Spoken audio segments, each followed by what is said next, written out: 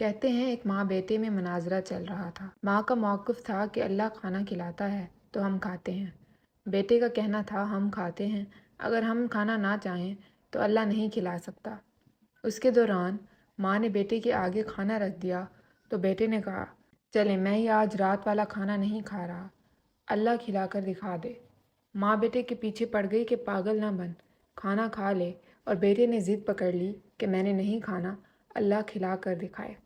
माँ ने एक ज़बरदस्त किस्म का खुशबूदार हलवा बनाया और जाकर बेटे से कुछ फासले पर एक कब्र पर उस ख्याल से रख आई कि रात को भूख से जाग गया तो देखने वाला कोई ना होगा और ये खा लेगा। रात के आखिरी पहर कब्रिस्तान में डाकू आ गए जो उस गांव को लूटने की गर्ज से पहुंचे थे। वो कब्रिस्तान में रुककर सरदार से आखिरी हिदायत ले रहे थे कि हलवे की महक ने सरदार को मुतवज्जे कर लिया। तलाशी ली गई तो हलवा और वो लड़का दोनों बरामद हुए। सरदार